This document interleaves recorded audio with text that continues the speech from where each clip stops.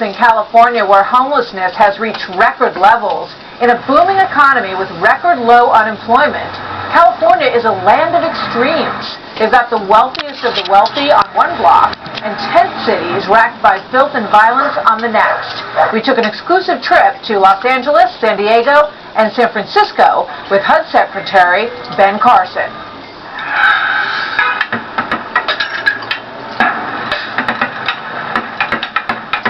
Los Angeles is home to more than 36,000 homeless. In San Francisco, 8,000, and in San Diego, 5,000. Now more than ever, residents are paying the price. Gil, a store owner in San Francisco, was bitten on the arm by a homeless man trying to steal from his store. We've been held up at gunpoint. Number one, a taxi cab went through this door. And then last night, our store got broken into, just yesterday. Cashier got pepper sprayed. I've been bit twice. I found people in the bathroom who have needles in their legs who are blue. It's hit the hardest in downtown Los Angeles, where thousands of Americans are without a job, a bed, or the assistance they need.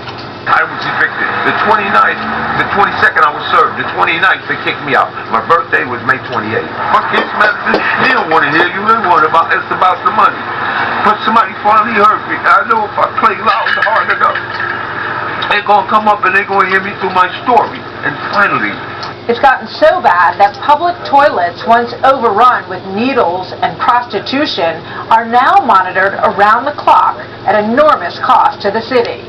People would just go up in there and use it for hotel, motel, holiday inn. It was like the Wild Wild West. So how did this happen to so many people?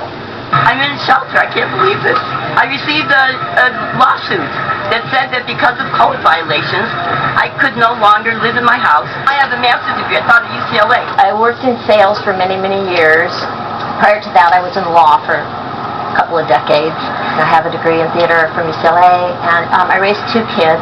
President Trump has his theory on how California failed. The left-wing agenda of total government domination, crushing regulation, crippling taxes, unrestricted migration. And even the cities like Los Angeles, look at what's happening. It's like, look at what's happening. San Francisco. Take a look at what's going on. And we're going to have to step in and do something about it. These are our great American cities, and they're an embarrassment, what the Democrats have let happen.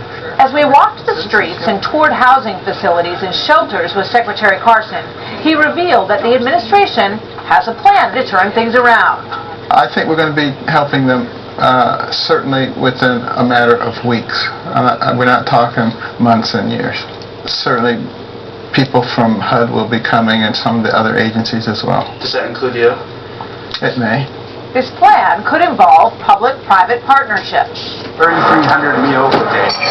And It's almost like Jesus feeding the 5,000. it is.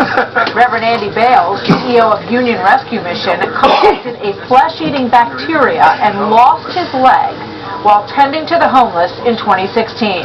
And we are not treating it like the urgent situation. I mean, it is a FEMA-like, Red Cross-like, National Guard-like disaster, which I've been crying out for and praying for. Some, like Chris, are on the road to recovery. Drug addiction from gangs and stuff like that. I ended up living in my car for about almost a year. For about a year. I've been here for about 14 months. I got lots of counseling, lots of therapy, one-on-one weekly basis with our chaplains, and all that's helping me. There's a light at the end of the tunnel, brother. And in San Diego, the Veterans Village helps assist vets in need. I was in the Navy for 11 years and got sexually assaulted, handled it all wrong with drugs and alcohol, and then I knew I had a problem. I knew that I needed help.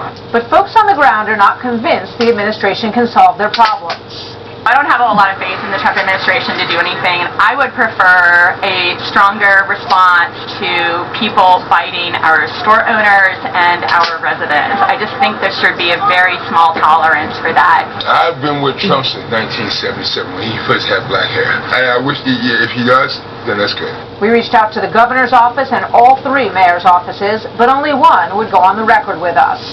We've stood up bridge shelters, again with one goal, How do you get folks off the street and into a safe, clean, and supportive environment?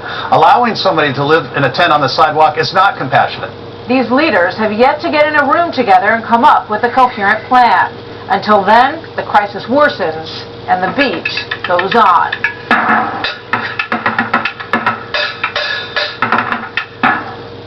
Dr. Ben Carson, Secretary of Housing and Urban Development, joining me now. The first time that we both got to see that full report. I first want to get your reaction in terms of the need there. Well, the need is overwhelming.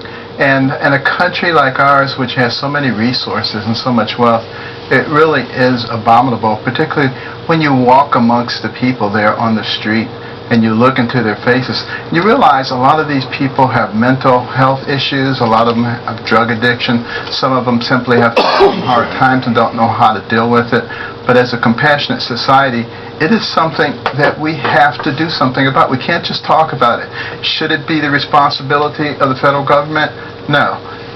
These are local problems, and the things that work best are when the local authorities take appropriate attention to these problems, and then the federal government can help them, the state government can help them.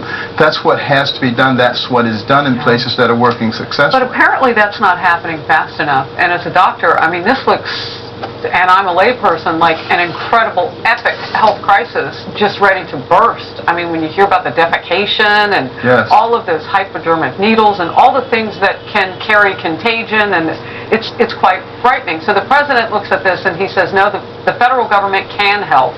You heard from some of the people in Martha's reporting that, well, they don't believe you can. So what are the next steps? Well, actually, the president is extremely concerned about this because of the epidemic that could occur. And so we're looking at both short-term and long-term. We have to actually get the people out of there. Will they go? Put them in a clean place. I think a lot of them will, and I think that the ones who are reluctant to go, once they see what's happening with the ones who have gone, will be much less reluctant to go. So that's the first step. Right. Then the second step is, we have to find a more permanent solution for them. There are some public buildings in the area that can be repurposed for housing. But in the process of doing that, we're also looking at wraparound services so that we can get these people out of dependency. This has been a chronic problem in our country. We just say, let's house these people and we've done our job. That's not sufficient because the problem will continue to multiply unless we give people a way out. Secretary Carson, this isn't just playing out in Los Angeles. The numbers are actually bigger in New York City. If we could pop up that graphic there. Over 60,000. Seattle, King County, over 11,000. District of Columbia, 6,500, 6,200 in Boston. I understand why, for the president and anybody in an election year, California is politically juicy. But it goes beyond that. If the president can really help in California, would he be looking at other places? Well, we would hope, rather than everybody saying, please come and get us out of this situation, that maybe they would look at some examples. You take a place like San Diego, which is in California, so they can't say this is a unique California situation. But, San Diego and the mayor there has recognized that one of the big problems is affordable housing. And so they are removing all of those barriers, reducing the fees, looking at the regulatory things about height and density and wetlands and all of these kinds of things, and actually doing things that make sense. And it works. And it works in other parts of the country as well. Best practices. But, this is an emergency situation, and that's why the federal government is going to have to step in if the local government doesn't do anything. Are we willing to work with them? Absolutely. Are they anxious to work with us? It doesn't seem so, but, the door is quite open. Secretary Carson, we'll have to go on the road with you again to go maybe to some of those places where it's actually working and getting better. Thank you for your time. Absolutely. Thank you. Next, they call it... Okay.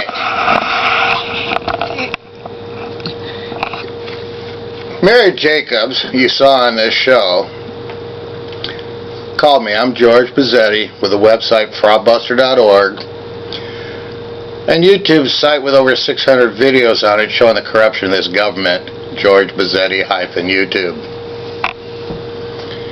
You just listen to Ben Carson talking a bunch of trash as a guy who doesn't know a thing about this subject, about how they're just going to tell people what they're going to do with them. And they're going to start telling the states and cities what you're going to do or else by the federal government, just like they told California are trying to tell us on emissions from cars. Now, hey, Ben Carson, why don't you start investigating all the people you've allowed to die without enforcing the DOJ agreement from 2003, huh? And how about the 64% of all who die in custody, being considered homicides by police? Now, my friend Mary Jacobs there, I know her case really quite well. The LA Board of Supervisors illegally took her property from her because they didn't have a certain hearing they're supposed to have, and they never applied those federal funds and stuff, i.e. a potential false claims lawsuit for the misuse of federal funds, because she and many others would not have lost their property if they'd have taken those funds and put a little money into improving the property. In fact, in Mary Jacobs and Roland Moody's case, if they'd have just put a small percentage of the funds they've already taken from them and put a lien on the property that had to be paid back, say, so they didn't get it for free, but just with the Fed's guarantee in the loan, you guys would have them. Or why couldn't it be like one of these loans you give everybody else that's elderly? When you die, the property is sold, you pay us back. No. You put all kinds of people on the street, causing them all kinds of psychological problems. So very soon, I'm going to be exposing all the law breaking that goes on here. You can go see a lot of it at fraudbuster.org and watch a lot of the video of the corruption and crimes, felonies being committed that I've videoed and have documents of. You can see them right now. I worked with Mary and Roland a long time.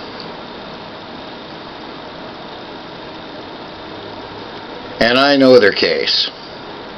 And I know the law. And I know the corruption inside of the Superior Court system, and it's all going to get revealed here real soon. Because this corruption, massive corruption, is going to stop. So, now that I've made this my own video, and for my friend Mary Jacobs, because she really deserves a break, okay? Because her husband Roland, who's 85, was forced into dementia when he was in the hospital under county care, and Mary happened to show up and his oxygen wasn't running. Well, no oxygen for too long causes what to your brain?